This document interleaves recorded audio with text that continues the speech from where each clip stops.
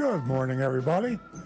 Good to be back. This is Earl Stewart Live, and this is Earl on Cars. We've been doing this for a long time. Welcome back, our regular listeners, and I hope we have a lot of new listeners and viewers.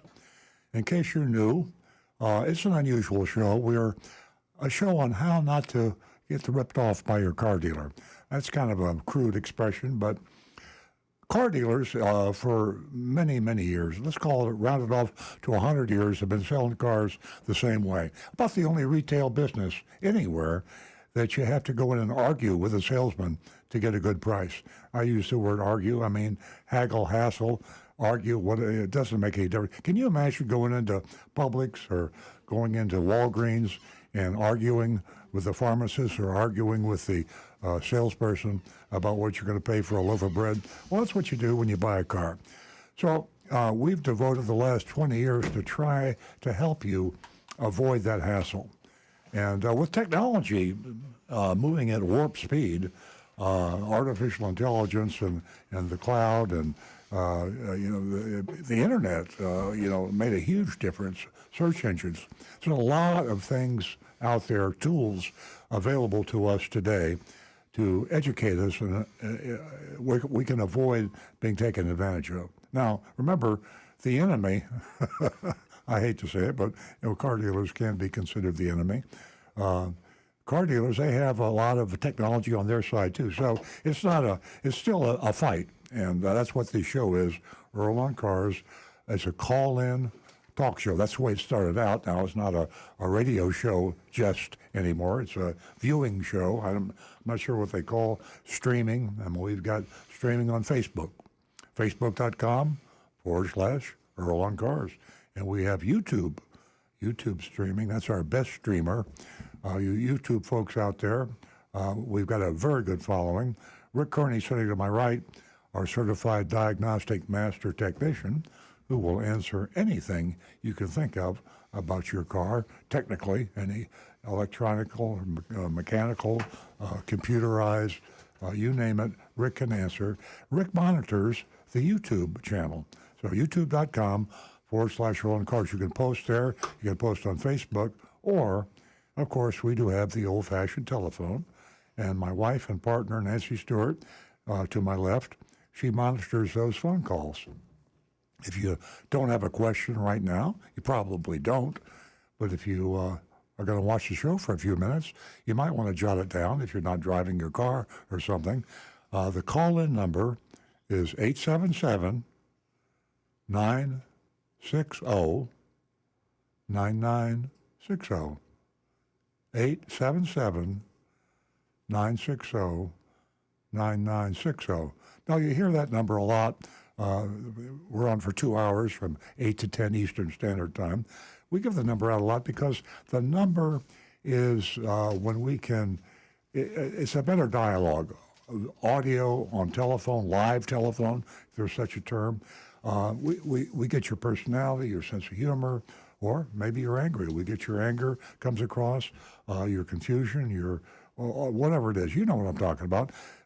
I don't think email or texting, computers are never going to replace the human language face-to-face, or whether it's face-to-face or conveyed electronically. The human voice is something that is pretty inbred in us. We understand you better. So please give us a call at 877-960-9960. 877-960-9960. We won't keep you waiting. At least we'll do our very best. We have 5 lines coming in to the radio station here in North Palm Beach, Florida. And those 5 lines, we watch carefully to turn them over. So we will always try to get to you over the text. We have a text number I'll give you in just a second, or the YouTube posting or the Facebook posting. We do all those, but we also stop what we're doing. And Nancy Stewart, sitting to my left, she'll tap on the shoulder, me or Rick or Stu Stewart, my son, to interrupt us in a polite way to get to telephone calls. So we won't keep you waiting too long. Now, I said we had a text number. Most of you prefer text, or at least the YouTube or the Facebook postings. The text number is 772 772-497-6530. That's 772-497-6530. And we might not get to the text right away, but we will try to catch up. And by the end of the 2-hour term, we will get to all of our text. And we also have another source of leads or comments or opinions, and that's unique. I don't know anyone that uses this. I don't mean, there are a lot of companies use it. A lot of blue chip companies use it for their feedback from their customers and from their employees. It's called anonymous feedback. If you will write this URL, this website number down, youranonymousfeedback.com. Your, YOURANONYMOUS, feedback, just the way it sounds, FEEDBACK.com. That way we get your message, but we don't know who you are, where you are. You can check a box when you post your inquiry on youranonymousfeedback.com, say, please answer me. But unless you check that box, we can't even answer you on the Your Anonymous feedback. So we will see it, and we will read it on the air, and we will not censor it except for, what I have to censor it for is a radio show, profanity and vulgarity, but the essence of your message will come through. And we encourage your total candor. If you don't like the show, if you don't like car dealers, if you don't like anybody, if you want to, how sometimes you just like to tell it like it is. That's your source of really venting and saying what you want to say. YourAnonymousFeedback.com. So I'm going to turn the mic over to Nancy Stewart. I think she's ready. She has some last-minute preparation going there, and she's monitoring her laptop computer. So remember, if you call, Nancy sees it, and she tells us.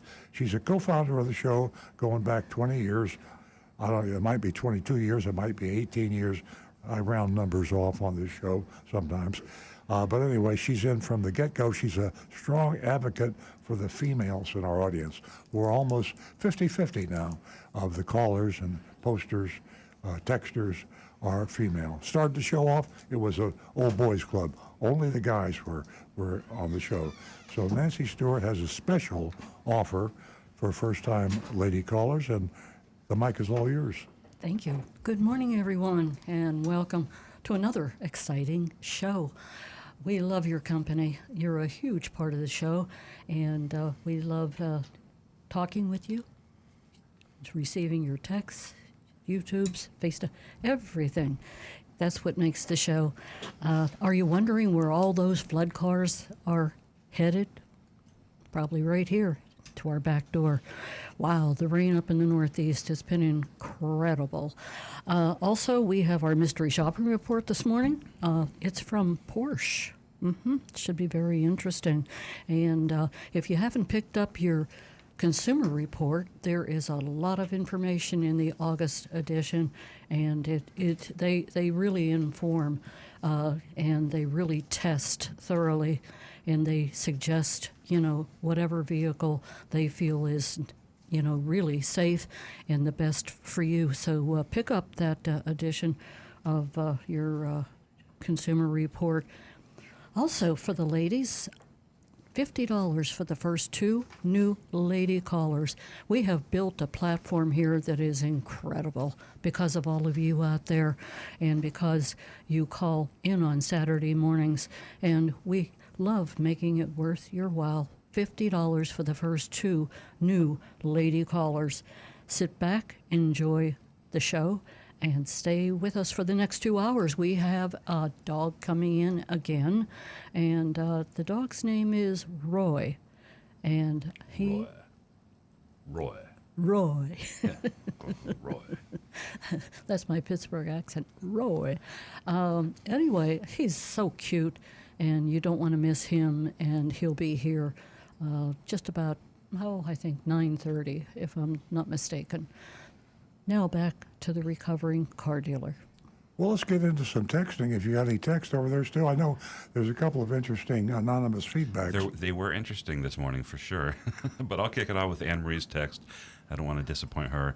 Emery says, good morning. Every time I rent a car, I discover something that's really annoying, such as headrests that can't be adjusted, uncomfortable seats, or trying to figure out where the manufacturer hid the release for the door over the gas cap. What are your pet peeves, annoyances when it comes to rental cars? I share it totally. I think we all do. Yeah, I've been renting a lot of cars lately, with my kids out of town, and I'm experiencing the opposite. I've been driving Toyotas since I was 16 years old, with a few exceptions like that ill-fated or ill-advised Tesla journey I did. But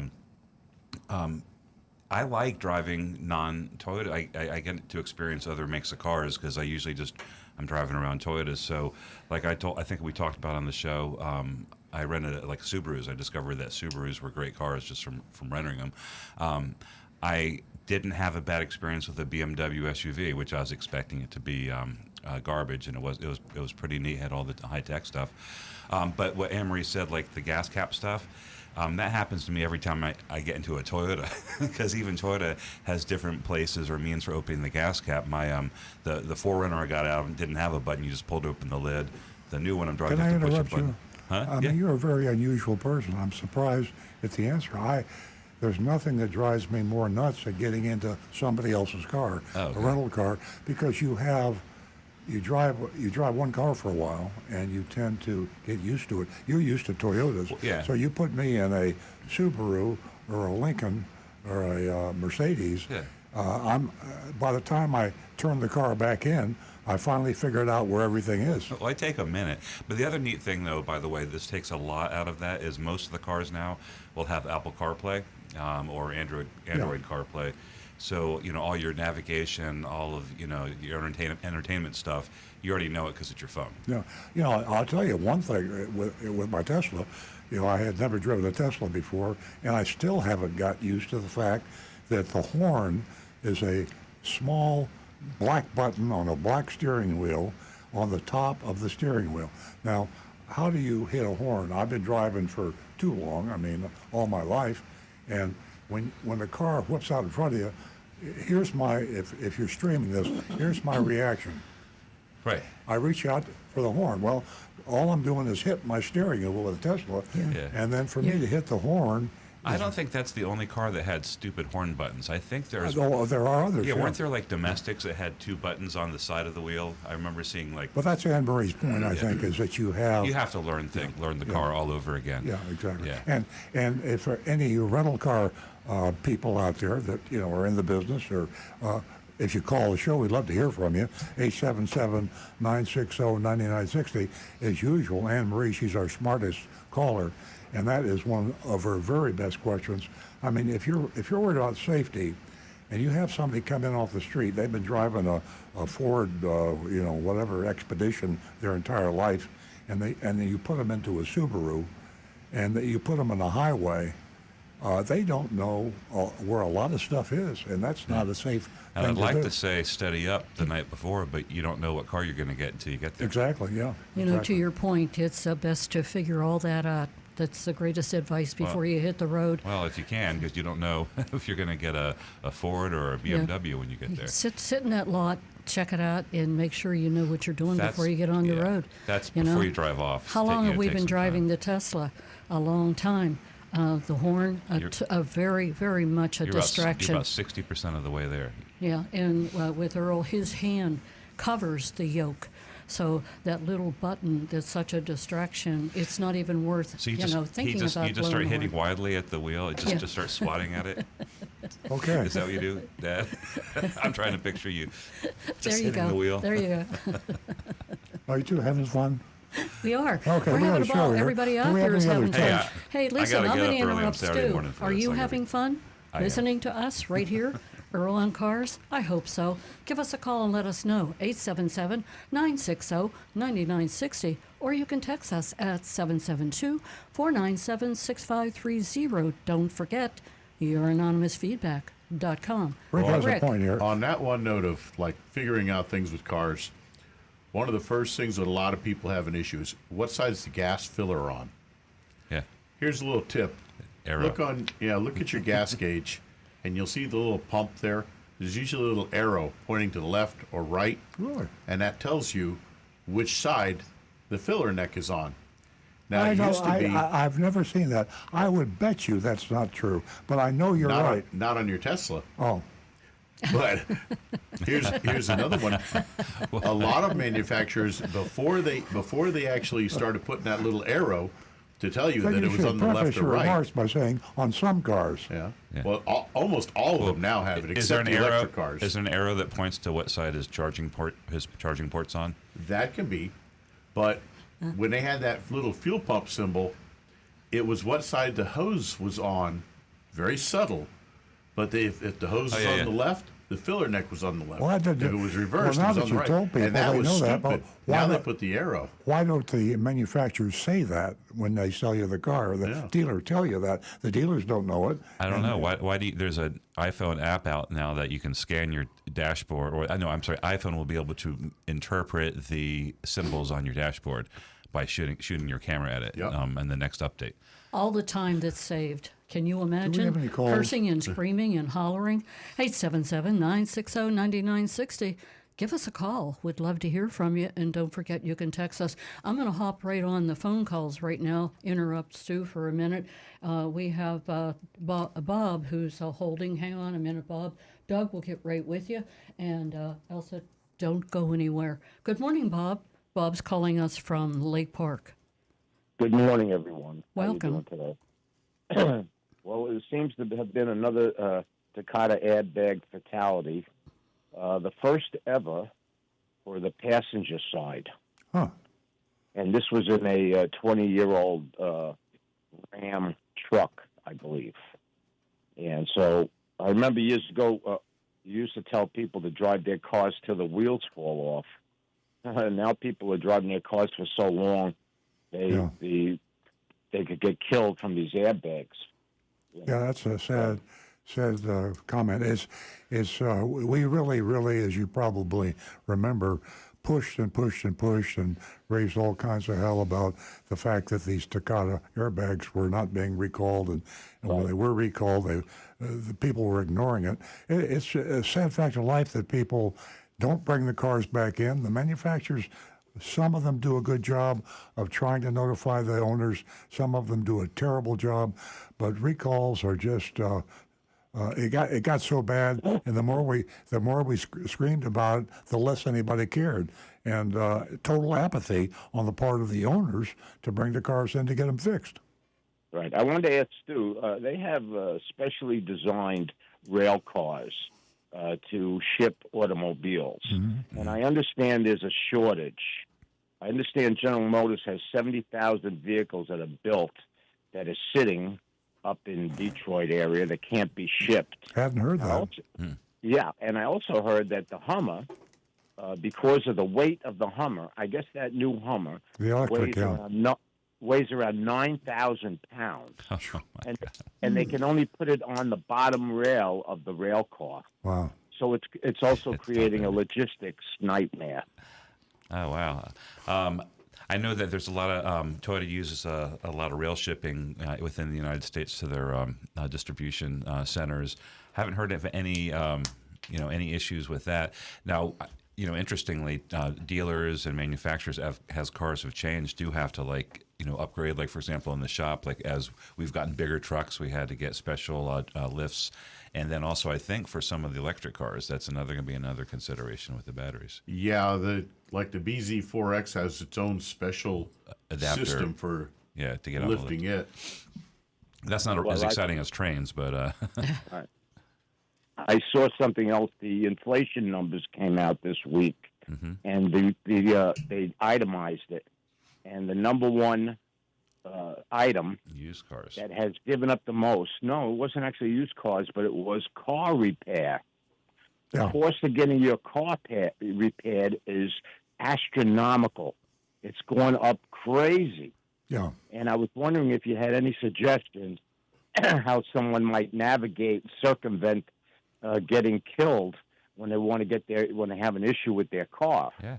Bob, I think what you're seeing partly in that phenomenon is that there's so little to have to repair or maintain on a car now that car dealers, I mean, they were required by the manufacturers for all these years, and probably even now to a large extent, to build very large, very expensive service departments with a lot of very expensive auto lifts, very expensive diagnostic equipment and machinery, training. Car dealers invest more money in their service department, and I can include parts probably in that because they have a lot of money tied up in parts. So the manufacturers have required the dealers to come up with these big, high-cost overhead departments, or else they won't let you have a franchise.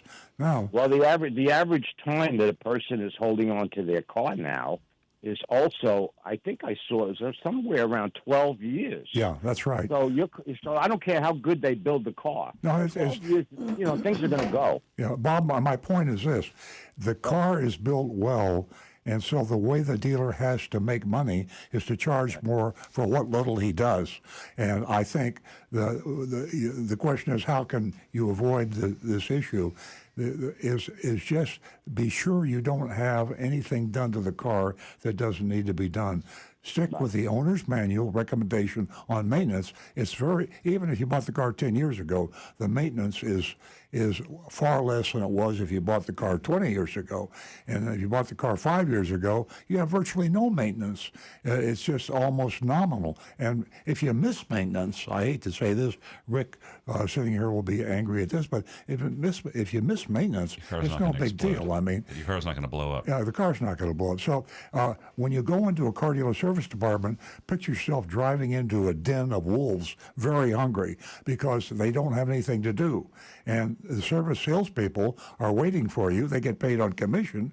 And here comes this car that doesn't have very many problems. So guess what? They got to convince you your car does have problems. And that's where you pay a whole lot of money. So be careful, shop and compare prices, get a second opinion. Don't go into the first independent repair shop or car dealership and take their word for what they say you have to have done if it's not on the owner's manual. If the manufacturer didn't recommend it, don't have it done. Bob, what kind of car do you drive? I have a question for Rick.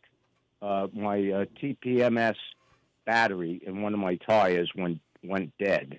The car's a little over 8.5 years old, and I'm going to go buy the part. What is it going to run me, generally speaking? Rick, before you answer that, I just want to alert, we have 4 callers on the line now. Okay. So please be patient. We're going to answer this question for Bob, and we'll be right with you. Go ahead, Rick. What type of car is it, Bob? It's a Mustang. I got to pull off. I guess the tire has to come off, and I'm going to buy the part. What are they going to whack me for to take the tire off, replace the TPMS, and I guess they would reprogram it. Maybe it'll relearn itself. I'm not quite sure. Sometimes they do. Well, most of them do need to be programmed. Some will learn it by themselves.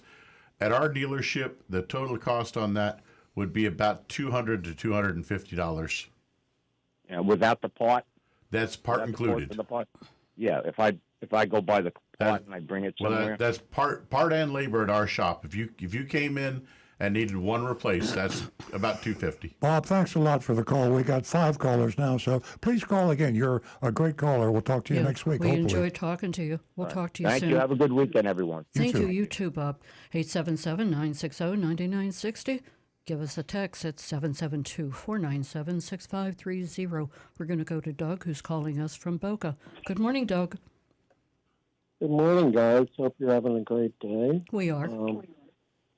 I was just calling to tell briefly about my experience at a dealership. Won't mention the name, but it was kind of because I'm friends with the dealership's son, and so I wanted a car. Not even going to mention the car, but it's a sought-after car, and I think I talked to you about it last show. But Yes. What happened the final day I went in there, and they agreed to a price which I believe was MSRP, and then they told me they couldn't do it. That instead that they were going to give me a price of instead of $44,000, $48,000, and then they made it $49,000. So I just very nicely said my goodbyes. Well, I'm really sorry, Doug. I know exactly what deal you're talking about, and I'll respect your request not to mention it, and I know why. And but again, it's just a sad statement on the culture that car dealers live by today, and honesty and transparency is lacking. So I'm sorry you had that bad experience, but And the final thing was I did get a call from the son, and he apologized to me yesterday. You got And the I report, said, huh, from the sales manager? Very good. yeah. Well, Very good. apologies. That was It's good. okay to apologize, but It's a step that's in the a- right direction. That's like when you rob a bank and then you call up and apologize. I mean, the crime's been committed. So, but nice to have the apology, though. I understand. What was the car? No. Don't tell us the deal. I just want to know the car. I forgot. It'll give it away if he tells the GR. car. You were here last week. I can't remember the car though. I'm thinking. Yeah, it was a Toyota Corolla GR. Circuit. Oh, that's right. But- So I kind of like given up on that. I'm just going to keep my car for now, and Good choice. Yeah. I don't want to obsess over cars. It's like, Doug, Exactly. we got 5 Keeping callers your here. We're car gonna have right to now jump is a off. great idea. Thanks very much for letting us know. We appreciate it. Give us a call again, okay, Doug. love you guys. Ladies, Thank Love you too. thank you. Ladies, do you have a purchasing or servicing experience you'd like to share?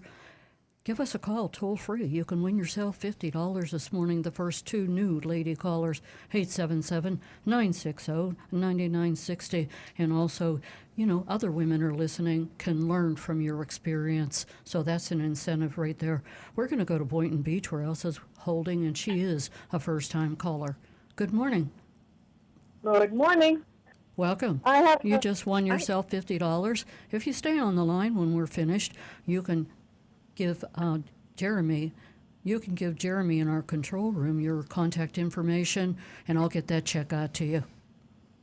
You mean a real check, real money, not 50 off a new car? It's 50 Earl bucks. What can we do for you this morning? Okay, I bought a used car for the first time in 40 years. It was a 20 Toyota Corolla, and I cannot get. It smells. Somebody must have had it outside, and it smells like cat stuff in there. It's just like an animal smell, and not always, but sometimes it does, and it's driving me crazy. And I don't know what to do to get that out. I sprayed, and I can't get it out. And also, it's very slow. When I have a stoplight to start, I have to really push down on the pedal. And the dealer says, well, there's nothing wrong with it. It's fine, but I don't like it, so I don't know what to do about it. Except Right. come out to you. The acceleration issue is something I'd have to check onto, check with the scan tool, see if there's anything odd going on there. Yeah. As for the odor, it's just kind of a grasping at straws. You might try to get a container of damp rid and put that in the car. Sometimes if there's moisture building up in certain areas, that can kind of bring those odors out. And damp rid is designed to absorb the moisture from the air.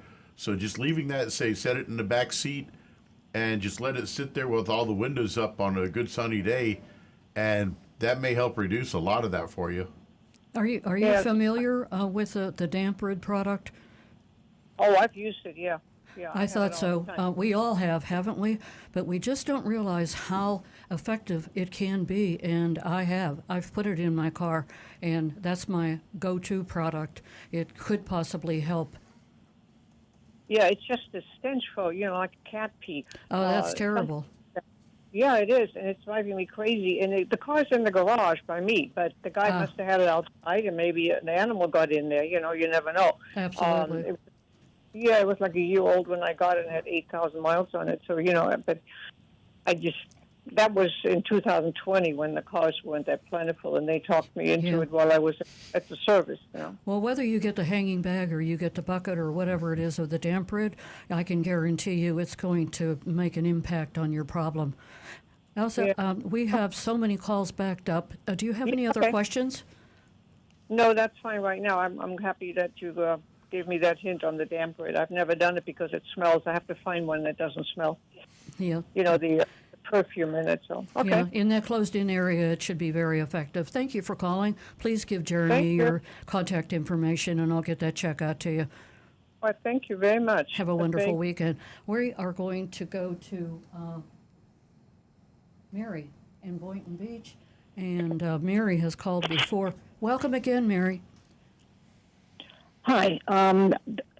Thanks so much for your show. It's so valuable, especially for women. Thank you. I'm from Pompano Beach on A1A, but I'm up in Westchester County for a few months with family.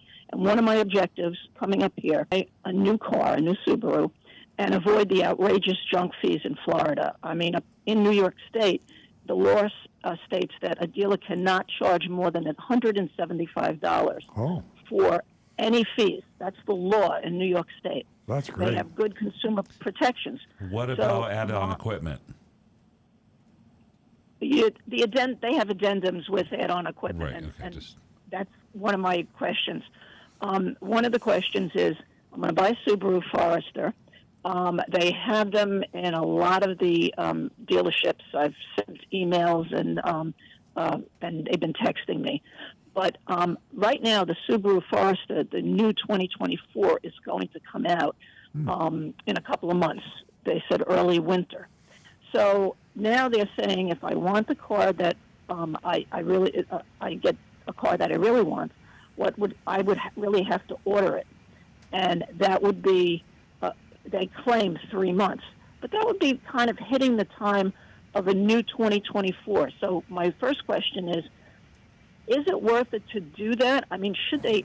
Costco's giving me a $1,500 discount, and if you're an executive member, you get at your closing when you get the car a certificate for 50% off up to $200. So you can buy $400 more accessories for half price on the lot if I took one like that. Well, now I'm not quite sure how manufacturers are going to be handling this, especially with Subaru, as far as incentives. Typically, in like normal times, without this, this crazy, inventory thing and all the crazy markups and the prices of cars, you would start seeing dealer incentives for the 2023s. But at the end of the day, it usually winds up being pretty close to the amount that you would, the advantage you would get by getting a year newer car. Like, Earl's talked about on the show quite a lot. Even though the 2024 car or 2023 car came out in 2024, I might be getting it wrong, but the model of the year might come out then a different calendar year. And when you go to trade in the car or sell it, having a newer car is going to be more valuable. I agree. But right now, it remains to be seen what's happening. We don't have any. Yeah, Mary, all bets are off. The yeah. manufacturers today, what you said was very true 3 years ago, pre-COVID and pre-supply chain interruption. And today, it's just a matter of how many cars do we have to sell and how much can we get. And manufacturers are really skimping on rebates, incentives. Toyota has no cash incentives. Yeah, so Subaru probably doesn't. It's a seller's market, and Subaru's a great car. You did a really smart thing by going to New York State to buy it, where they cap the dealer fee at $175. That saves you hundreds of dollars, maybe thousands of dollars in South Florida.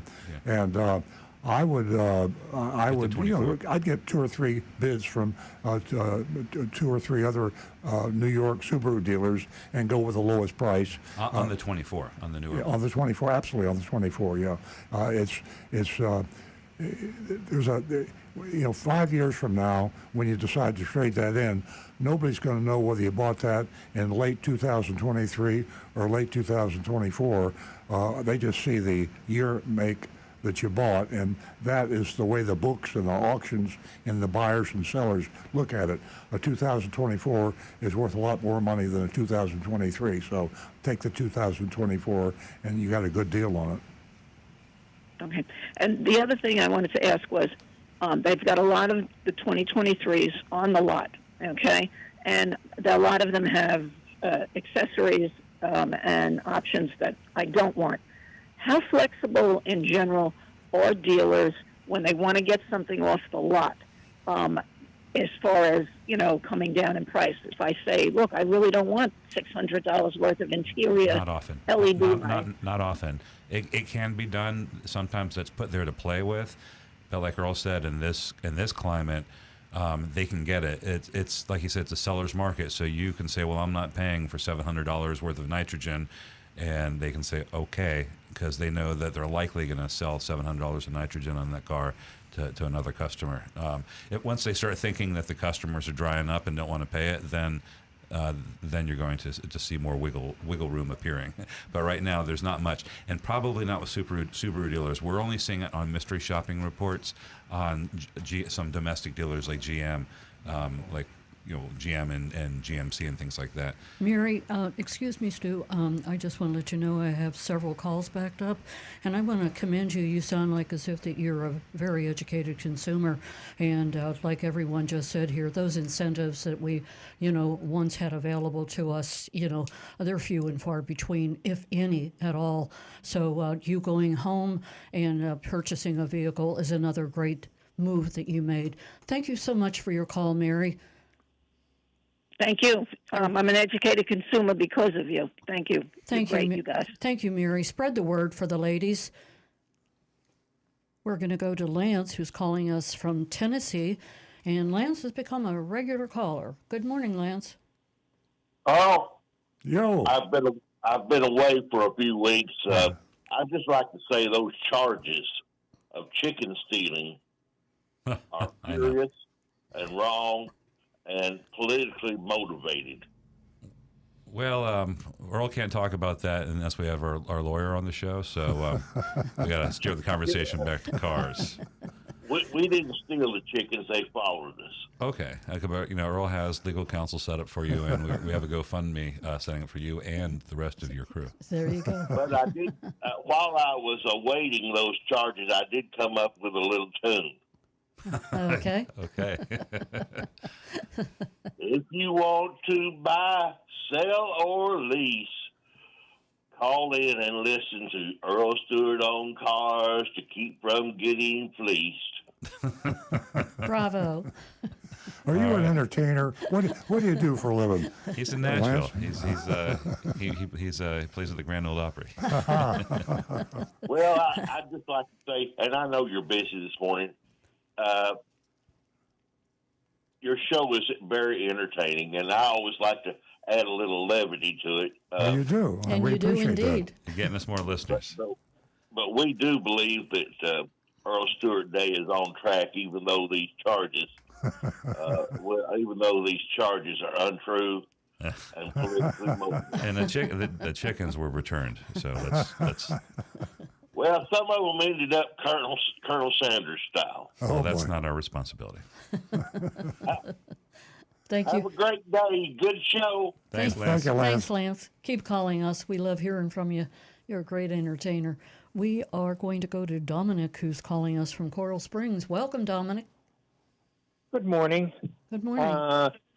I'm calling about my wife's car. She said I don't want to call, not because she's embarrassed or anything. She doesn't. My daughter had already called a couple of months ago and took part in their $50, and she was exceedingly happy with the information that she got. And my wife just said, "You just called because I don't want to call." So I assume that this is a woman's call. Okay. The car is peeling paint. It's a 2019 Hyundai Santa Fe. Delaminating. Ongoing problem. So the first time we brought it in, it was half the car. They took care of it, and we asked for it was spare for a week, and we said, do you have a rental car? They said, no, we don't do that. You're just in here. We'll take care of the paint for you. After about a month, then the rest of the car started delaminating, and now they want it for 2 weeks. And we asked again, you keep in the car for 2 weeks. Do you have a program that we can rent the car? Because our insurance company won't include rental unless it's an accident. So I heard last week that you said that when recalls are called in, that the dealer builds in a rental car fee because the manufacturer is paying for the corrections. So I'm wondering, is there a way to get a car for a couple of weeks while this car is going to be in again for painting? Dominic, if it's a factory recall, if it's and it sounds like Hyundai is stepping up to the plate to take care of that. Usually they do provide vehicles. Can't speak directly for Hyundai, but most other manufacturers do.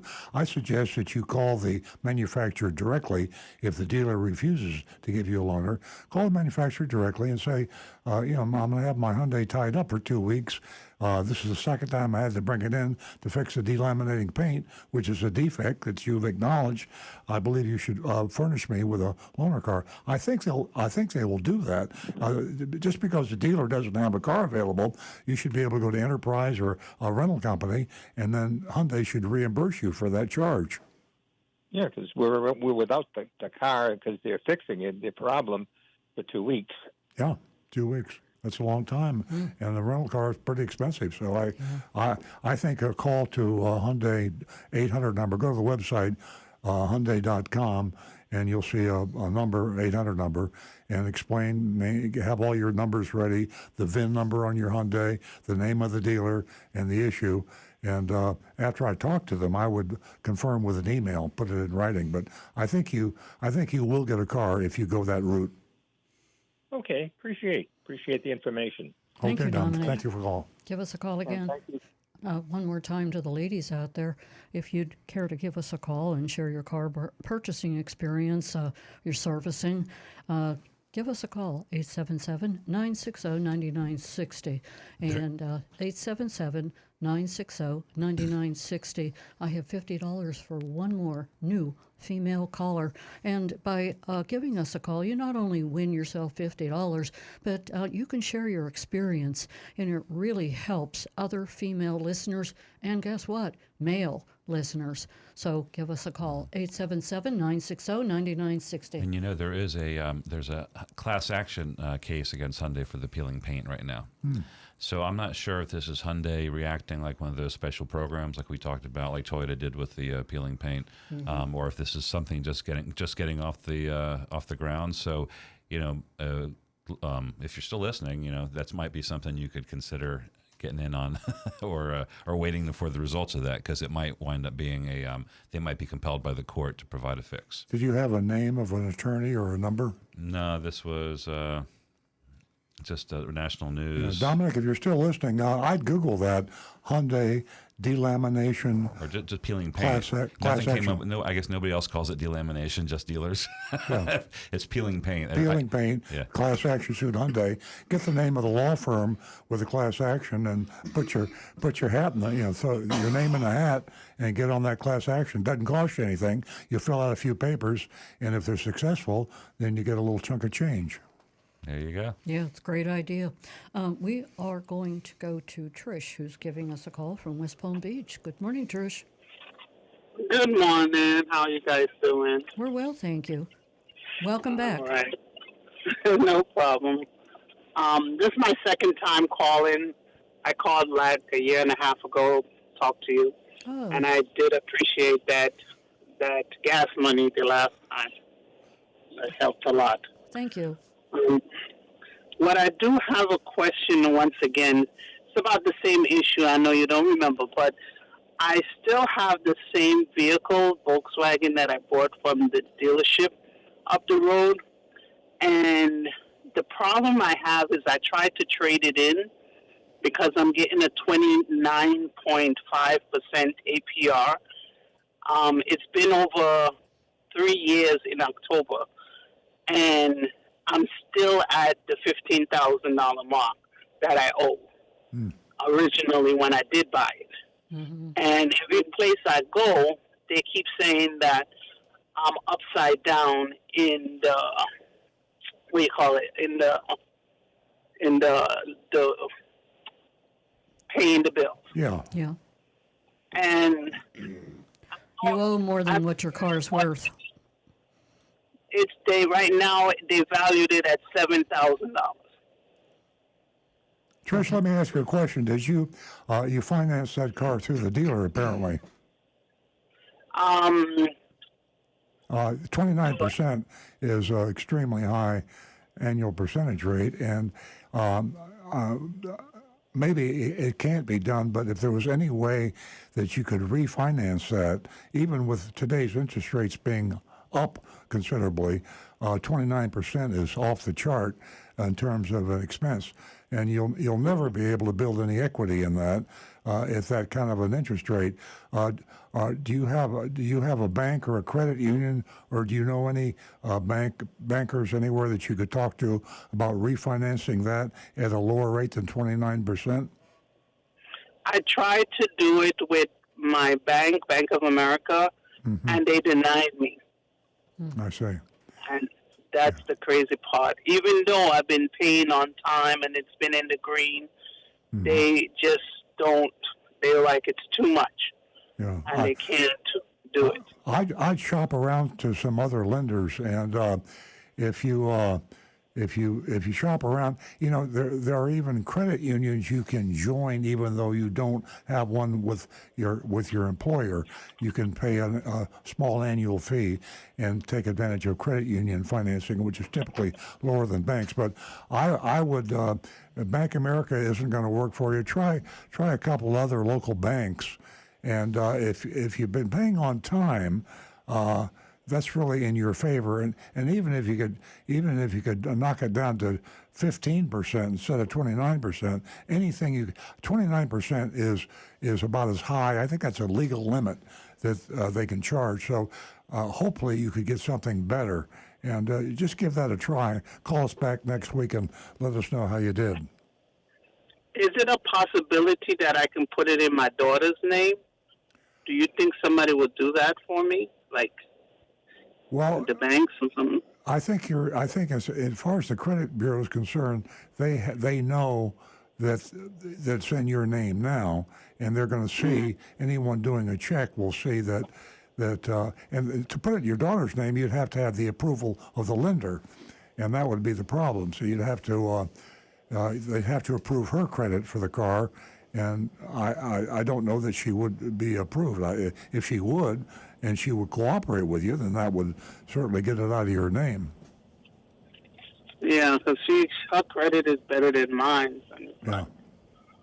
I'm really sorry. It's a tough position to be in. And for you folks listening out there, be careful. You finance with a dealer, and they're going to charge you as much interest as possible, not necessarily reflecting your credit, just reflecting how much they can get away with. A lot of times, dealers are financing cars. Remember, they get a piece of the action. When they finance a car at 10% instead of 8%, they get a kickback from the lender for that extra they charge you. They have a certain amount that the lender charges the dealer, and then they mark it up. In this case here, they marked it up all the way to 29%, and that's what they're charging Trish. So that dealer made a huge amount of money by financing the car, and unfortunately, you can see what's happened to Trish. She's stuck with the car because she can't build any equity, and she can't trade out of it. So it's a vicious cycle, and I'm very, very sorry that you're in that position, Trish, but try some other lenders, and please call us back next week and let us know how you did. Okay, no problem. Thank you. Thank you so much, Trish. Good luck with that. We look forward to hearing from you. We're going to go to Patricia, who's calling from Stewart, and she's a first-time caller. Good morning, Patricia. How are you? We're well, thank you. You won yourself $50 this morning for being the second caller, and if you stay on the line when we're finished talking, you can give Jeremy in our control room your information, your contact information, and I'll get that check out to you Monday morning. Oh, great. Thank you. You're welcome. What can we do for you? I am usually not in my car listening to the radio on Saturday mornings, but I'm going somewhere, so I tuned into your show. What a cool show. And when I got on, the lady you were talking to someone, I did not catch the whole conversation, but there was a conversation about damp rid. Yes. And I know your show is about cars, so is she wanting to use something like damp rid in her car? Yes. Okay. Well, I was going to try to help with that, but I don't know that you could use this in your car. I have a huge intolerance to, I'm very, very sensitive to chemical scents, to chemicals at all. So I have to be really careful. I use only like essential oils and things like that, or unscented things. Uh-huh. And I actually needed something like damp rid for my house. So I found some at Walgreens, has a big, huge thing of it, unscented. They have some scented, but they have one that's unscented. And Dollar Tree has the little ones that are unscented. The only thing is they do get liquid in them. So if they got knocked over, like with a car moving, I don't know that would work. Yeah. But I would think you could find them. You know, if you look like on Amazon or somewhere like that, I bet. Yeah, you can pick. You could find those. You can pick the non-scented up anywhere. You know, they're just as many of them on the shelf, or even at Amazon. And unfortunately, Amazon made a mistake and sent me the unscented. I usually get the lavender. But that is a great idea, Patricia. Great idea. I'm really glad that you called, and I hope that the caller is listening to your advice. I dropped the ball on that one. I forgot the unscented do work. Yeah. And then also the gentleman that was asking about a rental car, I actually was one of those with the peeling paint on a Toyota Camry, and they did provide me with a rental car.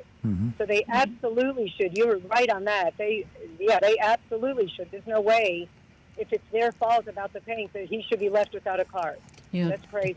Definitely, pursuing that, and the end result is it will be taken care of. There was so much of that going on, at a time that there were a lot of people out, right, Rick? I mean, there was lawsuits everywhere. Paint was just peeling on the hood. It seems like every manufacturer has had issues with that. Yeah, definitely.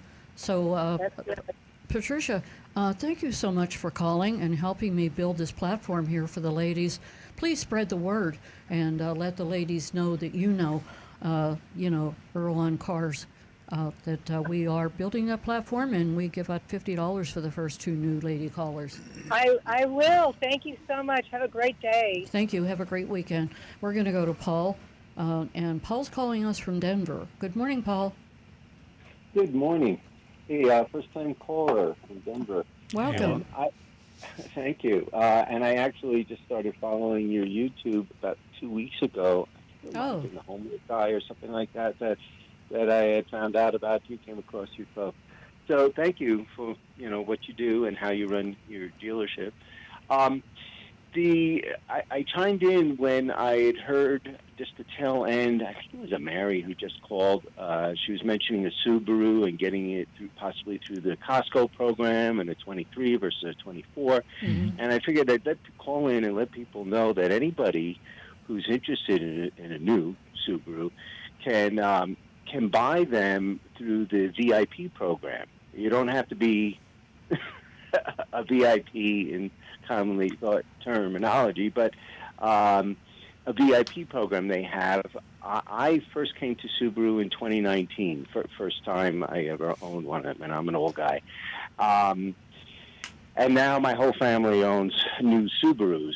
I've had a 2019 Ascent. I traded it in for a 23 Ascent. My wife just bought a new 22 Outback, and my son has an slightly older WRX. But in any case, a VIP program allowed me to buy the 22 Outback at 2% below dealer invoice. Now, with no haggling, no nothing, just 2% below dealer invoice. Now, they changed that so that the VIP program is now at dealer invoice. So I bought my 23 at dealer invoice, and I chose a dealership, a participating dealership, with no dealer fees for both of those. Good for you. Wow. So I paid 0 dealer fees. I got the exact car I wanted, and I paid for one of them 2% below dealer invoice and one of them at dealer invoice. And I didn't have to have any add-ons. Like I said, no dealer fees. I got exactly what I wanted, and they typically take very consistently 2.5 months to get to you from the time that you order. Now, the partnerships, the VIP program, you have to donate $500 to a certain a group of nonprofits. I'm reading about and, this now, Right. Now, I had read on one of the forums that one of them that I had used changed. I don't know if it's true or not. I haven't followed up on it. But if you go to the Pennsylvania Horticultural Society, you can donate the $500. You get a certificate, a VIP certificate, within a couple of days, 2-3 days. And then it goes to the participating dealer, which you have to kind of investigate ahead of time to make sure they'll be willing to sell you the particular model car through the VIP program. Most participate. And then the certificate goes to them, and then you just decide what car you want. End of story. And 2.5 months later, it shows up. That's it's great. real simple. Yeah, this is really cool. It's an amazing program. And by the way, I mean, I never envisioned myself in a Subaru, but I mean, and now my family's driving, 3 of them. They won me over. And they now not all dealerships will do no dealer fees. I called around to 5 different dealerships in my area, and only one of them did no dealer fees. The others wanted $500, $750, whatever it was. I said, okay, that's your choice. Bye. Right. And I went to the one because the price itself wasn't going to be of the vehicle was non-negotiable at that point. I was getting it as dealer invoice, so it was a straight pass-through for them. They make a fixed amount of money on it. They got all sorts of partnerships. There's an International Mountain Bicycling Association. There's some camping stuff that was really cool. Leave No Trace, which I'm familiar with through camping. ASPCA. Exactly. Well, I didn't know this. Paul, thank you very much. Yeah. I don't think Stu did either. I didn't. And we both Googled it. The Subaru VIP program. I mean, that is absolutely amazing. And am I correct? Did you say, Paul, that they give you a discount off of MSRP? That there's no. Yeah, currently, it is dealer invoice, so they're making their holdback. Wow! So you make a donation of $500 to the ASPCA, or to the associated program that you're with. So if it's either ASPCA or Leave No Trace or any other program. And so when you do that, then you have, like Paul said, you got to find a good dealer that's not going to charge the extras. But when you do, you're getting it for invoice plus tax and tag. Well, that's now amazing. I should mention the ASPCA program, which is the one that I had personally donated to twice. Mm-hmm. I participated in the VIP program. And by the way, if you buy 2 cars, which is what I did in 1 year, because I upgraded to the 23 and my wife got the 22 Outback, that one donation of $500 worked for that certificate to allow me to buy both cars at dealer invoice. Wow. All right, now the ASPCA, which is the one I donated, someone had just posted this week that they changed it so you had to have a waiting time. I don't know if it's true. I think they misconstrued it, but you have to check on that. Okay. Call ASPCA directly. Now they also have a financing program, as a captivated financing program with Chase. Now, if you have really good credit, as I have and my wife has, one car, the Outback at the time, they had a 1.9% financing. And now, let's see, my 23, they upped it because all the feds upped their rates to 3.9. So, and I don't know what it is currently, but I think it's still at 3.9. Paul, how did you find out about this? When did you first become aware of the Subaru VIP program? Probably in 21. Did the dealer advise you of this? Because I'm amazed. No. I got on the Ascent forum because I was interested in Ascent, Subaru Ascent, which is their 3-row SUV. Yeah. Ascent forum in 2018 when I was interested in when I was looking to get a car. We had like 22-year-old cars at the time. And I said, it's now or never. We got to do something. They're going to go. So I started investigating, and I bought my 2019 through a broker. And then after I got my 2019 Ascent, shortly thereafter, I learned about the VIP program through the forum. Wow. And then I've been very, very active with the forum and online. That's the only social media I do, really. And and it goes on from there. So it's been a phenomenal savings. I mean, I bought a limited. I saved like $5,000. Paul, I got to thank you. That's the most valuable information we've received on this show in a long time. Listen, we've got 5 callers backed up here, and I would appreciate it very much if you could call back in next week, because you obviously are one of the most educated, informed consumers. We had no idea about that. And anybody out there thinking about a Subaru, I hope you are listening, because you got to go to the VIP Subaru program and you got to join up. Save and thousands. You get a deal that you can't believe. Paul, thanks. Yeah. Call us back next week, would you please? Paul, you just educated so many listeners this morning with this valuable information. We can't thank you enough. We are going to go to Sam, who's been holding from New York. Good morning, Sam.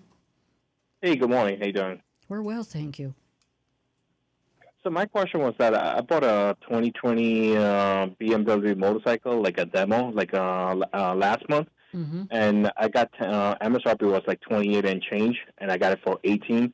But the dealer charged me prep fee and freight fee, which was included.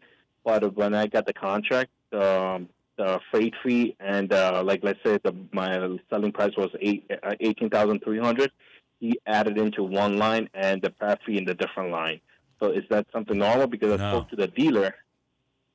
Well, it's motorcycles come under the Department of Motor Vehicles. Yeah, no, I'm saying that's not normal. And no, it's not normal. So when I spoke to the manager, and he's like, "Listen, we'll take care of you when you buy something from us." And I'm like, "No, just give me the refund because I'm not interested in it." And I called the BMW customer service like 100 times, and they were not doing it. And the last service is like, I don't want to fight with the dealership about the freight and the prep fee. And I paid through American Express like $600 on the credit card, and everything else I financed. Sam? But I think that was a double dipping. Yeah, Sam, call the New York Department of Motor Vehicles, and they operate motorcycle sellers just like car sellers operate with a license from them. Carl, I bought it from Massachusetts, BMW of Cambridge, Massachusetts. Well, the I live in New York. Massachusetts Department of Motor Vehicles, and report that. They probably have a written complaint form, but they have tremendous power over dealers, motorcycle dealers and car dealers.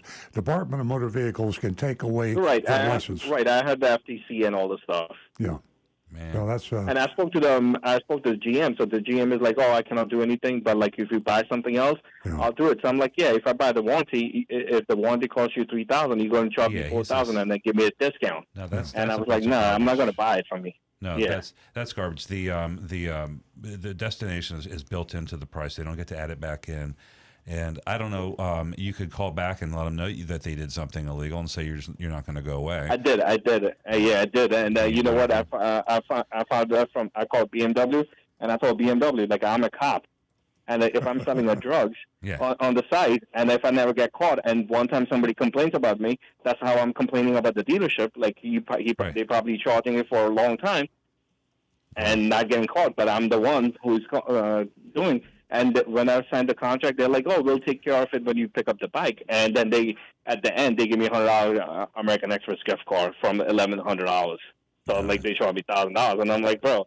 So I was thinking to call the American Express. I'm like, you know what? They can keep half of the money. Challenge the $600. Yeah, they can. Yeah, they can keep the half money. Like I paid $1,100, they gave me $100. I was like, they can keep $300, and I'll take the $600 back. Amazing. Call us back next week and let us know how that went. We've got 4 callers holding, sure, and we'd love to know. Thank you. I think the DMV is your answer. Please call us back next week and let us know. And rip them on some reviews. Yeah, definitely, Sam. Please give us a call. We're going to go to Marty, who calls us often, and he's a regular caller. Good morning, Marty. Good morning. I got a question for Rick, and then I got something I just got to ask Earl and Stu. For Rick, my question is, every so often on my Camry, the parking brake, the electronic brake, I guess you'd call it, sticks. So I have to push the button down, and it releases it, and I go on my way. Is there anything that can be done to keep that from happening, or should I just press the button and forget about it? I'm assuming you've got a probably 2 or 3 year old Camry, since the electronic parking brake is relatively new. Make sure that you're getting make sure you're getting the door closed and your foot on the brake nice and firm, and give it a second before you shift it out of park. Sometimes the sensors need to see all those things occurring before it will release that electric parking brake. It's one of the new innovations is having that automatically applying, and it's connected directly to the door. So if the door is still open, even just if you've just closed it when you're trying to shift the car, it will not release that parking brake. It's part of their safety features. And your foot on the brake, too. Yeah, you definitely have your foot on the brake. But, because as an auto mechanic, when I'm pulling a car onto the lift, I open the door so I can lean out and see where the tires are. And I've had to get used to actually reaching back and holding the pin switch in, because otherwise the car will just slap on those brakes while I'm trying to drive on the lift. It's crazy, but it's because so many people are having issues that they literally if I open my door getting out of the car while the car is still in gear, and the car would drive away. So if I try to jump out of my car while I'm rolling up in my driveway, the car's going to slam on the brakes? Yep. Yeah.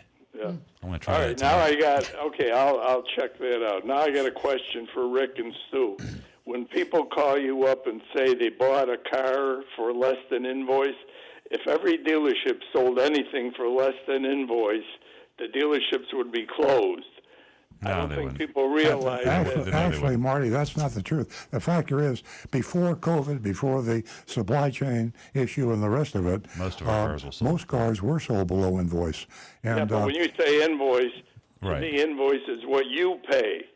Well, we don't really pay that. We send Toyota that money, then they kick back a bunch of money to us, and that's the whole. It's semantics, Marty, because it's you're thinking about true cost, like what we actually pay, and when a dealer says invoice, he's probably talking about a few $1,000s. So you stumbled on the greatest conspiracy out there, and the legislators and the enforcers and the attorney generals, they don't do anything, but. All the manufacturers, all the auto manufacturers have an invoice. Now, everybody knows, you go in Webster's, you look at the dictionary, an invoice is what someone charges you for something. Now, if someone sends you an invoice for $20,000 and then kicks back $5,000 to you, and the dealers are colluding to make the buyer, the public, the car buyers, think that the invoice is really what the dealer pays. And so dealers will use this as a ruse when you come in to buy a car. Say, look, here's my invoice. I'll sell you this car for $500 over the invoice, which you're telling me you're going to sell me the car and you're only going to make $500. Meanwhile, there's $3,000 packed into the invoice that the manufacturer kicks back to the dealer, and so he makes $3,500. You think he made $500. So you lawyers out there, looking for a class action suit, there's a doozy. You can sue every auto manufacturer and every dealer in the United States for a conspiracy to defraud the car buyers. Yeah, well, I guess that was my point, that you're not selling the car, not you personally, but any dealership is not selling the car for what it truly costs them. That's exactly right. And to me, I'm sure a lot of people don't realize that when they say most people don't. No. Right. Yeah. I mean, that's not to say it doesn't happen once in a while. I mean, we've gone below net cost and taken hard losers. I know before. at the end of the month and all that stuff, maybe to sell one car, you made yourself $300,000 extra. Right. It's worth it to sell that one car. Yeah, exactly. But, and all of this is moot now because no one's playing around invoice. Even domestic manufacturers aren't right now. Right. All right. Very good. Thank Have you, a buddy. good week. Okay. Talk to you next week. Always nice to hear from you, Marty. We're going to go to Frank in Jupiter Farms. Good morning, Frank. Hey, Frank, you there? Yes, sir. Yeah. Good morning to you all. Good morning. Good morning, Nancy. We actually had the pleasure. I was in the area a couple of days ago, and we just stopped by to stroll around. And there we saw in the showroom Earl Stewart speaking to a gentleman in front of a camera, I guess giving an interview.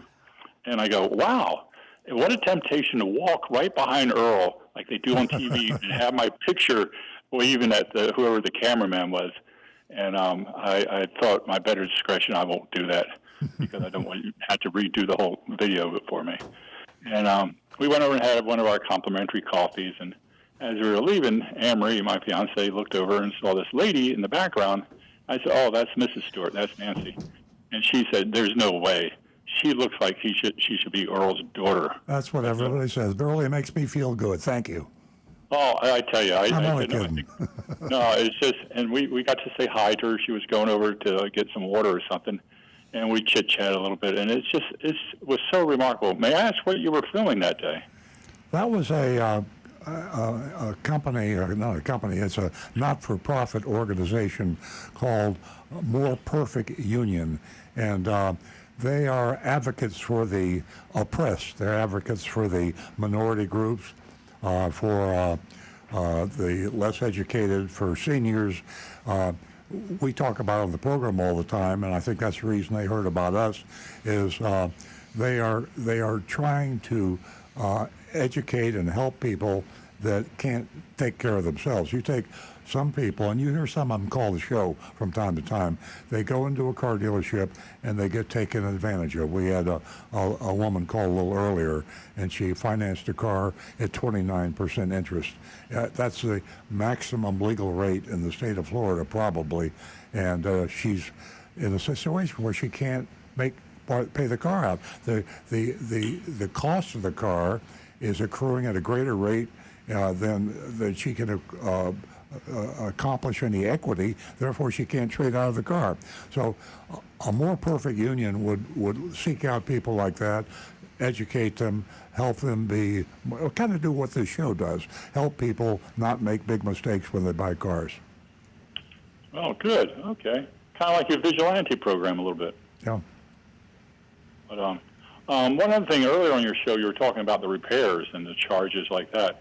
And I spoke to you a week or two ago about my glove box on my 2012 Mercedes that I couldn't open. And lo and behold, to just replace that glove box in parts is $600 for Mercedes. And anyway, so I'm looking. I went and listened to what you guys mentioned. Oh my goodness, what a website! RockAuto.com. Oh my goodness, I didn't know that many car parts could exist. But one quick question though, I did find some of the parts on eBay on the glove box for significantly less. Oh, great. How safe am I buying something from eBay? I haven't done that in years and years and years for a glove box. I think they have. I haven't used eBay in a while. They have different programs. You can, when you buy on eBay, you can protect yourself. They have guarantees and certain programs. Be careful, because anybody, as you know, can use eBay, but the eBay itself can advise you on being protected against fraud. Okay. Well, thank you.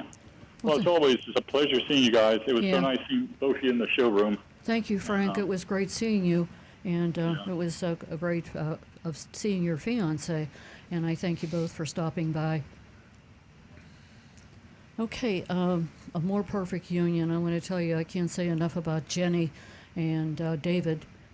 David was in the dealership interviewing, us, but it was certainly, I really commend Jenny and respect what they represent at More Perfect Union.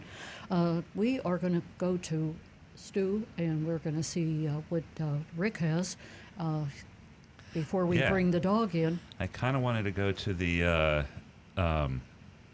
anonymous feedback, because we had seen these. One, I think this is one that you saw that you wanted to answer, or I can answer this one. This is anonymous feedback. I'm speaking in the first person.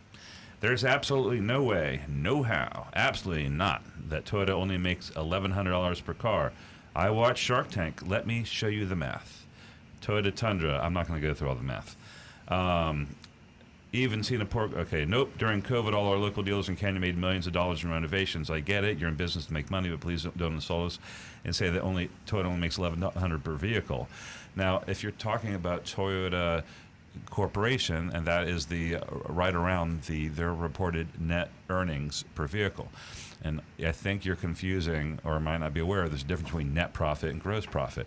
When Toyota has a 15-16% profit margin, so if they sell a $40,000 vehicle, No, they don't. It's not that big. The largest profit margin is Tesla at about 20%, and the other I just looked it manufacturers. up. It was like 15 or 14 point something percent. Not for Toyota, no. Well, it was, yeah. But I'm saying their net profit is down around $1,100 per car. Tesla's net profit is 8 times that much. Tesla's This is an inside thing, but each model, the trucks, they make more on the trucks than the cars, and this, that, and the other. But the average margin for Toyota, and this is not something they talk about, but the average profit for Toyota and all the manufacturers is less than 5%. So the fact that Tesla can make 20% is a huge. Yeah, I think we're talking about two different things. Maybe. I'm talking the gross profit margin versus the net profit. The gross profit is 16% for March for the first quarter for Toyota this year for the gross profit for the whole company. Yes. Okay, well, it's parts. And so I'm saying, else. so the anonymous feedback is looking at that $1,100 bottom line. After they pay all the bills, they have net $1,100 per car. Is the net amount according to the data right now? Okay, let's move along. Okay, so anyway, to the texter, the anonymous feedbacker, that's an accurate number, and the most profitable one is Tesla, and like they said, is 8 times more than Toyota's. The other anonymous feedback we got has to do with insurance. And he says, you say Carfax gets their information from State Farm. I just got off the phone after an hour with their headquarters and was told, after going to several departments, including the underwriter department, I spoke with a claims representative that stated insurance companies are under heavy scrutiny and they can't give out information. It's the auto repairs. And I called an auto repair company. Let me just get down to it. You can go to Carfax, and Carfax will lay out exactly where they get their information. One of them is insurance companies, and they find out from insurance companies if cars have been totaled, things like that. They're not going to tell you about every little claim that you have. They get the accident reports from the police departments, but there's a whole list of sources, and Carfax spells out exactly. As a matter of fact, you don't even just Google where does Carfax get their information, and Carfax is a page, and it explains that to you. And then, let's see, we're going to go back over to the text, unless the phones are going. And we have from Tom in Chicago. He says, hi, Earl. If I get pre-approved from my credit union at some rate, let's say 6% or whatever a competitive rate is these days, will dealer finance office always want a chance to beat your credit union rate? And if they can't, you just go with your credit union financing? Well, they can't, so just save your breath. If they can, they will. They're not going to just let you. They're not going to have a better rate hidden away from you and not give it to you. The only way they would have a better rate is if it was a manufacturer subsidized rate, and 6%. You're not going to find any manufacturer subsidized rates better than 6% today. Well, we got some. Oh, we do? Yeah. What do we have? We have, I think 4.9 or 5.9 on some cars just came out this month. So, I didn't know that. So that's good. Only on a couple of cars. It's not like across the board, but it's a twinkling of a brighter future for consumers, possibly.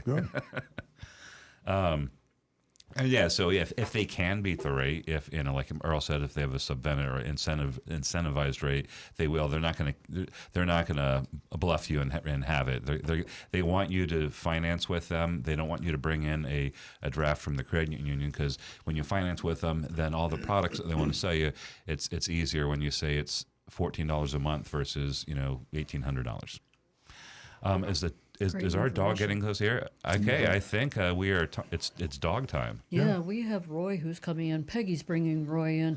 She is one of the greatest volunteers for Big Dog Ranch.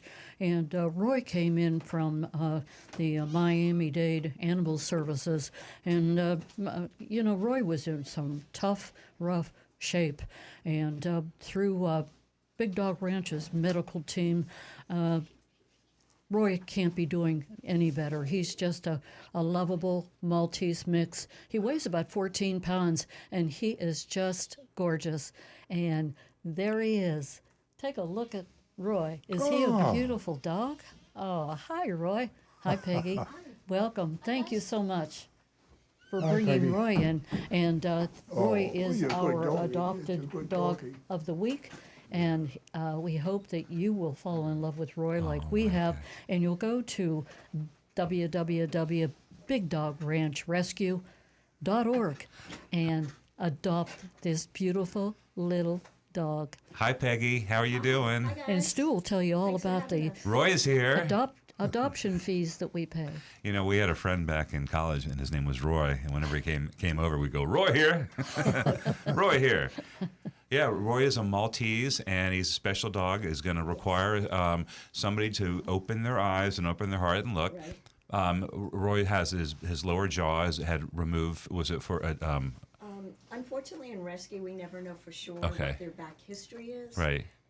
He came in like this. He came in with a broken jaw. Okay. It appears to be trauma, but hopefully Right. we just don't know. But it all signs point to that.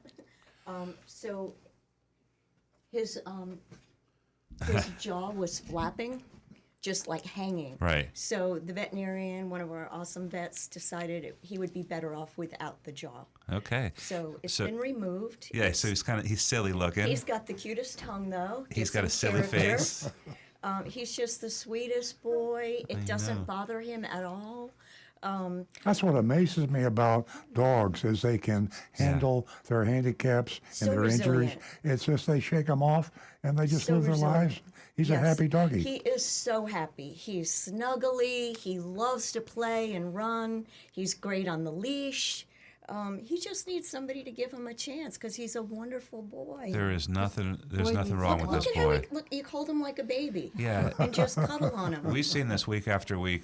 They're bringing over some really special dogs over here, and every single one of them is as happy as any dog that you're ever going to play with.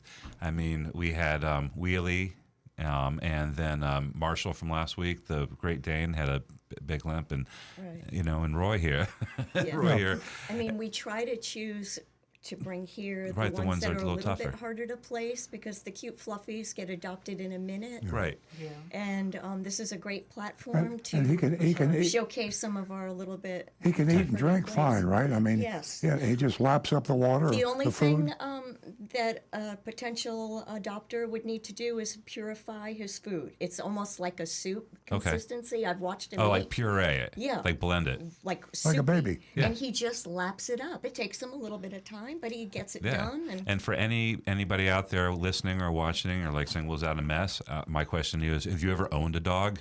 All dogs are messy. Exactly. Right. When they lap up food, it goes all over the place in water. So, wow, he's just sitting there smiling and this all the time. speaks highly for Big Dog Ranch. If you're not familiar with them, they do not euthanize. They do not put their dogs to sleep. One of the reasons we have so many dogs and we have difficulty sometimes with space is because we take dogs from all over. And most shelters, unfortunately, will euthanize their dogs after a period of Yeah, time. to So they make bring room. somebody in like Roy, and we will keep Roy until we find a loving home. And somewhere out there is a person that will take care of Roy. Yeah. So, and we definitely can't say enough about Peggy. I mean, did you hear what she just said? They let me Roy? and they let me choose the dog. Yeah. So I Yeah. try to pick the ones that Here's Yeah. someone with need a lot of especially- compassion So, and empathy, and she loves what she does, that's for Yes. sure. Thank you so Microphone. much, Peggy. Thank you. Guys. Thanks, guys. We appreciate it. And so, also as our sponsored dog, we pay the adoption fees, and it costs. No matter where you adopt a dog, it costs. There's a cost, and we want to make it really easy for Roy here. So that Roy is free, and if you're watching this or listening to this, and you know somebody who's that special kind of person who's not looking for just a fluffy status symbol, but a dog that you can love and who needs love. Share the post, share this video, and get in. Just contact us. Yeah. Call the show or go to bigdogranchrescue.org, BDRR.org. Yeah, exactly. And guess what? Um, Guess what Roy likes? Microphone. Guess, You need guess a what Roy microphone. likes, and Peggy, as confessions of a recovering car dealer. Guess why? When you go to Earl on Cars, or Earl Earl's book, I think it is, right, Stu? Earl'sBook.com, or just go to Amazon.com and search for highly recommends this book. Confessions of a And Recovering Car the Dealer. most important part about this is all of the fees that you're going to that you are going to have to pay for this book. It goes to Big Dog Ranch. 1999, Confessions of a Recovering Car Dealer, and I can't think of a better place for it to go. And all proceeds go to Big Dog Ranch. Oh, Roy is such a tiny little thing. Yeah, he needs to put on a few pounds. All right, thanks, Peggy. Thanks so much again. I love Roy. Thank you, honey. He has this. He has got the silliest. It's a silly face. I'm not making fun of him. It gives him character. And he's a flop dog. You know what a flop dog is? A flop dog is a dog when you pick him up, he just flops into your arms. Whether he's upside down, right side up, he just wants to be held. He's a flopper. Like a baby. Yeah. Oh. Ricky still got him on This camera. goes with the flow. Very photogenic. Oh, and he's got a milky eye too. Look at that. I mean, you look like an alien. Yeah, spread the word out there, folks. You're so beautiful. If you don't know anybody, just talk to your friends. Someone, a special person, is going to adopt Roy. Right. Okay?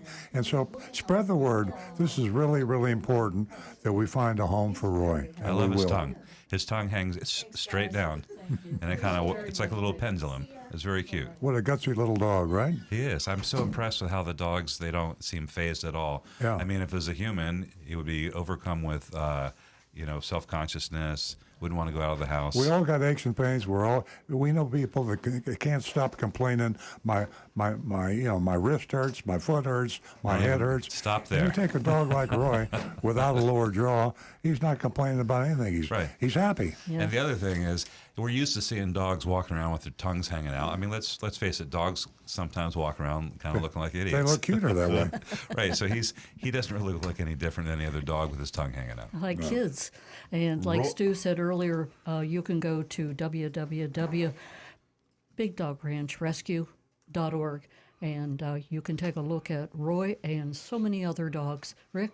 Roy looks like he'd be a great dog for a senior.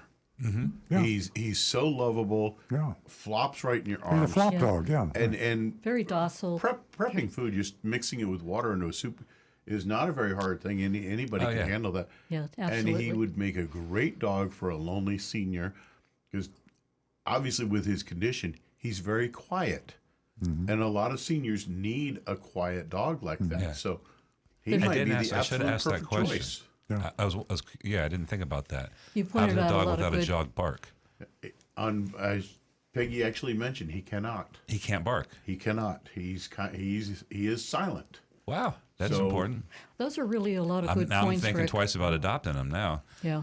My dogs won't stop barking. I need a quieter dog. See, you hear that, folks out there? Roy doesn't very bark. wonderful choice there. He just wants to be loved and give you love. So you can go to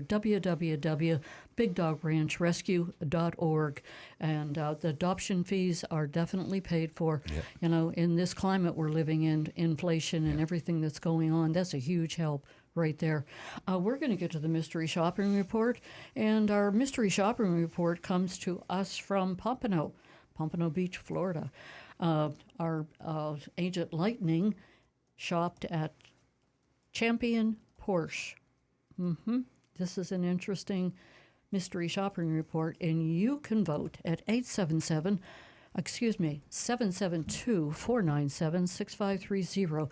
That's our text number, and we'll take your vote on Champion Porsche. Now back to the recovering car dealer. I think we had a couple of people that asked that we shop a luxury car dealer. Requested this specific dealer. Specific, yeah. And it's our first Porsche dealership Yeah, in 20 that's years right. we've That's ever right. mystery 20. shopped. Yeah, We've never shopped a Porsche dealer. not a Porsche dealer. We didn't think it had a broad enough audience. Is it pronounced Porsche or Porsche? If you're pretentious, it's Porsche. Oh, I'm not I'm pretentious. sorry if, Although if I'm I gonna say offended Porsche. anybody. Okay. But you know, it's really interesting. Years ago when we started, and we didn't mystery shop because you didn't see very many Porsches, they really exploded on, I mean, obviously their market share nationally is very, very small, but they have two very popular SUVs that I see all over the place, the Macan and the Macau. And they're all over Palm Beach County. I don't know if they are. The broad- Panamera, too. Good looking And cars. the Panamera, yeah. Beautiful cars. Okay, I'll speak as if I were Agent Lightning in the first person. I arrived promptly at 6 p.m. and was greeted by a salesman named James, as well as a female sales manager who didn't disclose her name. They both seemed surprised by my presence as they closed at 6 p.m. That's interesting because most car dealerships are open longer hours than that. Luckily, I had their website open and was already eyeing a few cars. I showed them one particular car that had caught my attention, situated right in front of the showroom. It was a new 2023 Porsche is that pronounced Taycan? Yeah, or it might be Taycan. Taycan. I've gone back and forth. Let's say it's Taycan. spelled Taycan, and it's an electric vehicle. Porsche Taycan or Taycan EV. MSRP $113,110. And there was no addendum. That's good. James, the salesman, was quite cordial, but he informed me that they closed at 6 p.m. and he didn't have any access to car keys since his manager had already left for the day. And again, I'm really surprised. I guess maybe luxury car dealers close earlier than I guess. I was thinking about that. He made a comment about it being a nice time to close later on. You know, I mean, the purpose of a car dealer staying late is to get every last deal, and maybe that's not their style, you know? I expressed my disappointment, noting I was keen to purchase a car with a settlement I'd recently received. He asked if it was an insurance settlement. I wasn't sure why that mattered, but I confirmed that it was. I explained that I wanted to know if the pricing would work for me without having to drive back and down the next day. After a moment of hesitation, James suggested that he could provide some preliminary numbers and I could return later to finalize the purchase. He mentioned that he wouldn't be in on Thursday, but would be available over the weekend. You know, just a little aside here, because we got a couple of minutes. This is one of my pet peeves. I don't like it when I go to a restaurant or any sort of a retail establishment, and they're close to closing. I went to a restaurant one time, and it was 15 minutes before they were closing, and they said all they had were appetizers because the chef was cleaning up the kitchen. I said, well, if you're, there was a German restaurant in Tequesta. They're no longer there. But, I mean... there you go, right there. You know, if a retail store says they're open till X p.m. or a.m. or whatever it is, they should be able to accommodate the customers fully that come in 5 minutes before they close as if they came at 2 hours before they close. So that means that people are going home early, locking up, so they can have more time off, and they're disregarding their customers. That's just my little editorial. I had to throw that in there. He then asked for my name and asked if I required a new tag. That's because of the cost factor, new tag versus a transfer. When I confirmed, he questioned whether I was sure about using that much cash rather than opting for financing. So again, even luxury car dealers are going to go for the finance opportunity. Financing cars is very profitable, and oftentimes car dealers make more money financing the cars than they do selling the car. I indicated that I might consider financing if there were enticing offers, to which he replied that their rates were around 6.99%. Not bad in today's climate. He then printed a worksheet from his computer showing my total out-the-door price of $121,614.54. The top line selling price was MSRP $113,110. They added an $899 dock fee, and of course we know what that is. That's a junk fee. $500 for a tag, which probably is legitimate, and sales tax, which would have been considerable because that's 6% in Florida. That was it. When asked if there was a possibility for a lower price given that I'd be paying cash, he suggested that his manager could likely do something for you, but he didn't specify what. Now, he was just being polite because, as regular listeners to this show know, a car dealer can make a lot of money financing a car, typically at least as much as they do when they sell the car. And they want you to finance, and they're not going to give you a discount for cash. A lot of people say that thinking it's going to get that doesn't help you. You might want cash, better go there and lie. Saying you're a cash buyer actually hurts you because it removes the opportunity to the salesperson to get you into the finance department where additional profit for the dealership can be made. If you're like Marty and you like playing games, go to the dealership, go there and say, hey, listen, I just want a good payment. That's all I care about. Yeah. And then sit there. No, they'll give you they'll sell it to you a blue invoice and then change to a cash deal when you get it. If you don't mind being around for a long time arguing. Marty enjoys that. It's a Saturday for Marty. I asked him to show me what my monthly payment would be if I made a down payment of $30,000 and financed the rest. James printed another worksheet that showed my monthly mortgage or car payment of $1,566.99. That's a big payment. That's more. I think the average payment day is around $750. So yeah, that's bigger than the mortgage on my first home. Yeah. I thank James for taking the time to assist me and expressed my surprise at their early closing time.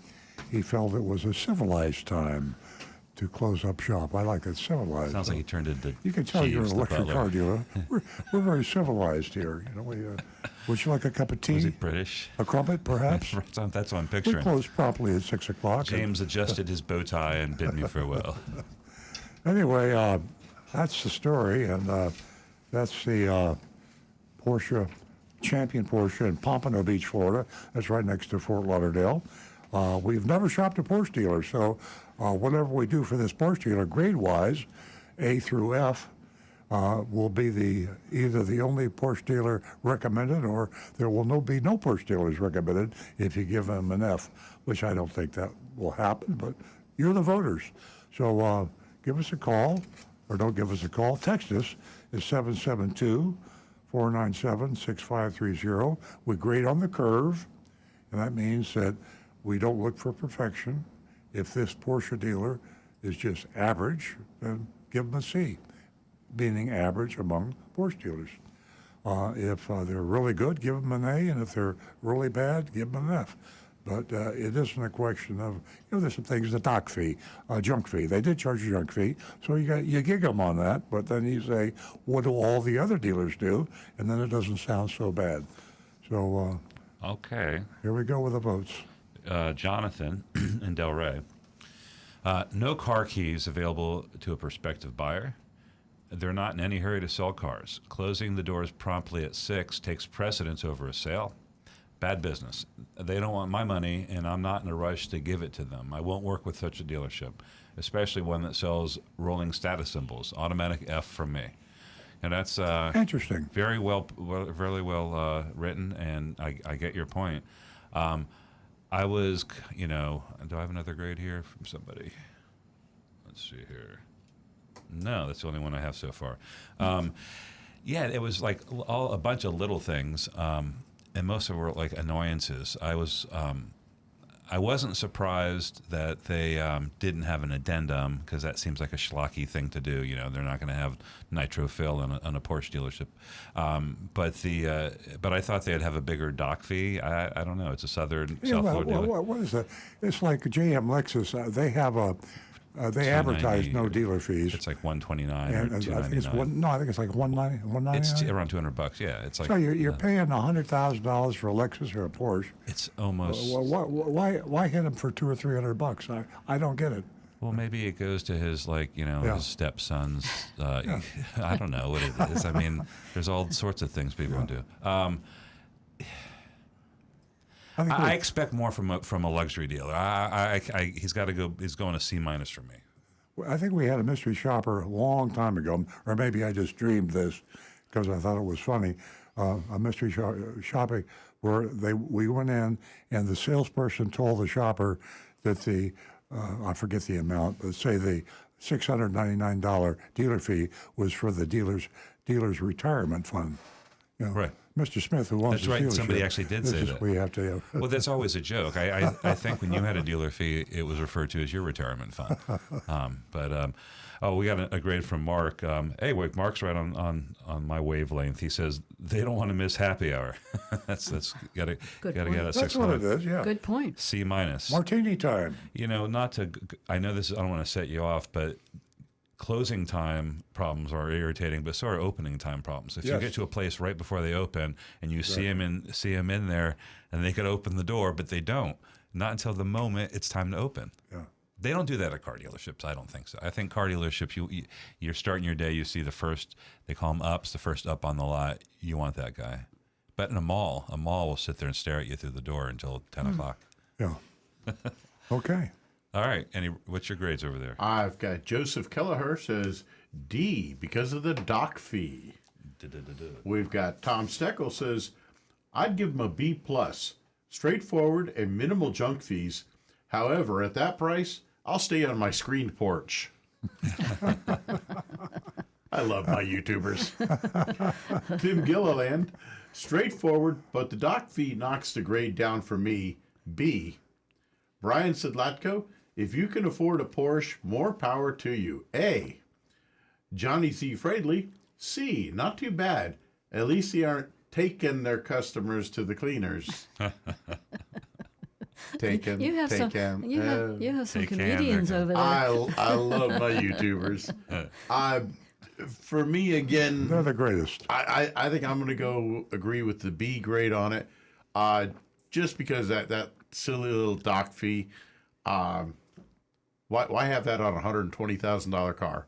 It's at that point just include it and be done with it, and there's the price. Boom. But it is a luxury car, and like they say, Porsche is a status symbol still. So a B for me. Yeah, just as a general observation on luxury cars, I read this the other day. I think it was Automotive News. Ferrari, and I wish I could remember the numbers. Ferrari makes more net profit than Ford or General Motors or a lot of the really large manufacturers. Now, Ferrari, they only sell. And again, I'm sorry I don't have the numbers here. 10,000. They sell in the hundreds of cars a year. Oh, okay. I was way high. Yeah, I mean, very, very, very small. And they make a huge profit per car. That's because they have one guy, Giuseppe Ferrari, making them. Yeah, and I think they make like hundreds of thousands of dollars per car. And they have one car that is. I'm sorry for the general numbers. I'll have to find the article and make it right. But they have one car that sells for, I think, $20 million. What's the cost? And it has no roof and no windshield. There's no windshield. They only build like 8 of them. And you have to wear goggles? And you have to wear goggles. And so these filthy rich people, they buy one, they put it in their garage, and they say, "You want to see my Ferrari?" I mean, and that is the kind of thing that is interesting to me about luxury car dealers. The people that are the luxury car dealers are just getting fat and happy now because, as you know, that the wealthy people are wealthier than they've ever been, and they're buying more Ferraris and Porsches and Maseratis and the rest of them than anything else. Rick? I watched a video on that just last night where they were talking about Dubai with all the money that they have there. Oh, yeah. The whole idea of owning a supercar there is to have the only one in the country of that car. Yeah. And there's one particular model of Ferrari called the Enzo Ferrari. That might be the one I'm thinking of. This might be the Monza. There literally were only 3 ever made. Oh. And so one of these cars, though, is there in Dubai. And because the person couldn't afford the payments on it, they basically hopped on an airplane and flew out, because in Dubai, if you don't make your car payments, they will put you in jail, put you in prison. And cut your hands off. And they just abandoned this car in a parking lot at the airport. And it's one of these that is just sitting there covered in sand and dirt and dust. And it's one of only 3 of these Ferraris ever made. And there it sits abandoned. Yeah. The laws are different in Dubai. Oh, big time. Wow. Whole different world. I just looked this thing up. Where's the camera? I'll send it to you, Jonathan. That's the one you're talking about? How much is it? I didn't go to the price, but it doesn't have a windshield or a roof. It's called the Monza. They're a type of car called a Barchetta. One seats 2. One seat, no roof and no windshield. Wow. I can't see I'm looking for a price. You want to see the picture? Anyway, I'm going to give Porsche. I'm going to give Champion Porsche a C. Show the audience. Yeah. That is something to take a look at. Yeah. There you go. What do you think? Oops. We'll try later. I'm going to give them a C because we don't have any other Porsches on there, and we don't know what the other Porsche. We'll have to shop another Porsche dealer to get an idea, but a C. I mean, if you're a multimillionaire and you want to spend hundreds of thousands of dollars on a car, buy one from Champion Porsche. They're okay. It could be worse. Yeah. I mean, it could have been a complete disaster. Yeah. And if you got that much money, why should you care about a $699 dock fee? $8.99. Okay, $6.99. folks. Here's my vote. My vote is a D minus, and I want to be treated differently if I'm going to be purchasing a luxury car, a whole lot differently. Everything here, I just didn't feel the love. I didn't feel anything, as a matter of fact. You feel a little rushed. You felt a little rushed. You know? Absolutely. Yeah. That's a good way to put it. I felt very rushed.